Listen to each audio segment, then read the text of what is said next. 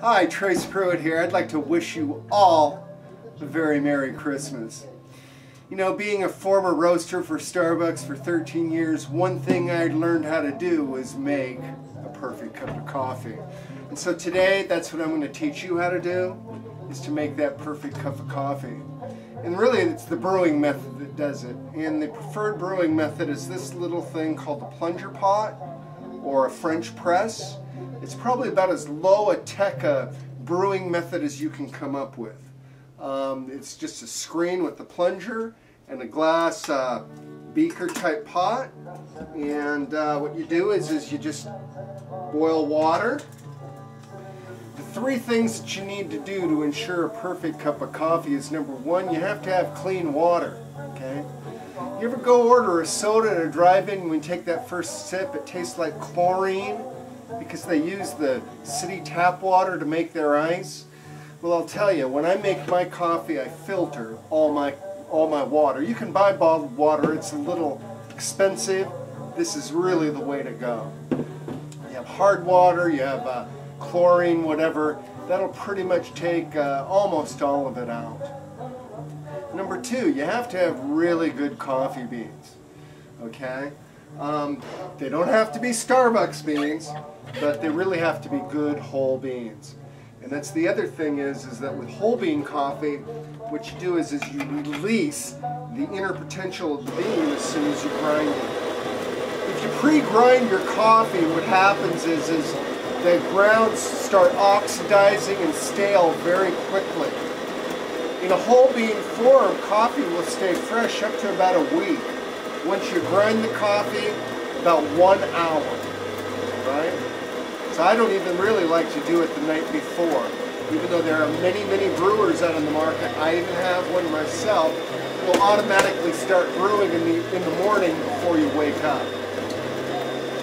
Now, the other thing I like to do is I like to use a burr grinder, which really actually grinds the coffee rather than one of those typical coffee chopper type grinders. Something like this basically just shreds the coffee up. If you use one of these, what I suggest you do is you shake it as you're grinding so you get a nice even grind. If you don't, the results are going to be off. So I have this, my water is boiling, and so, okay, you put your coffee grounds in here, very simple. You take water just off the boil, whoops, don't want to get myself, and you just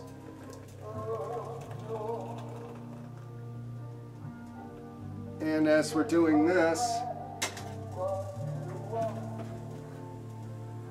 I think you can see the action happening there.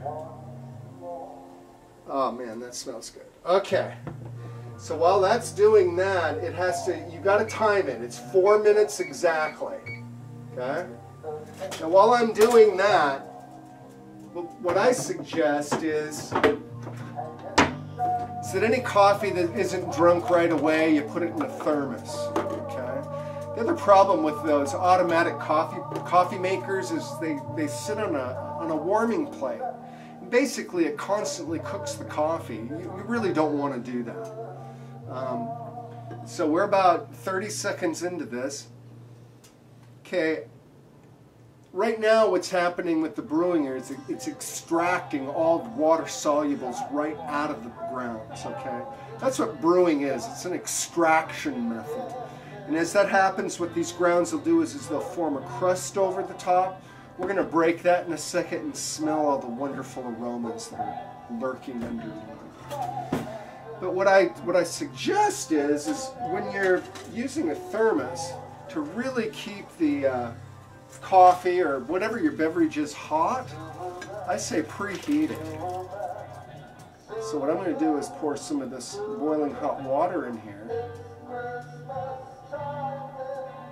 And then when I pour hot water in there, I'm telling you, it'll, this coffee, pour hot coffee in there.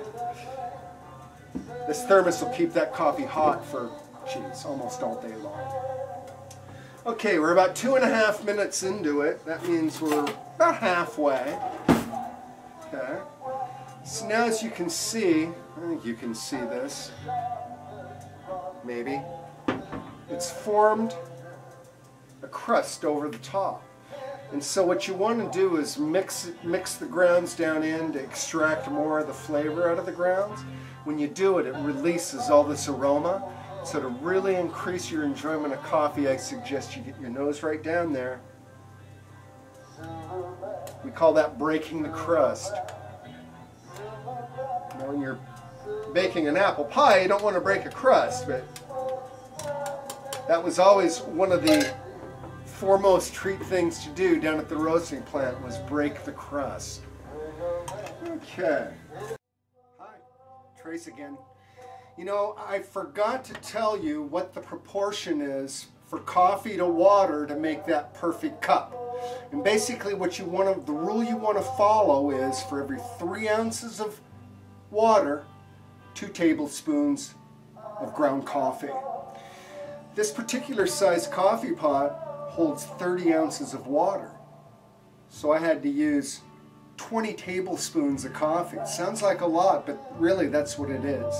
Now your typical coffee scoop like this holds 2 tablespoons of coffee.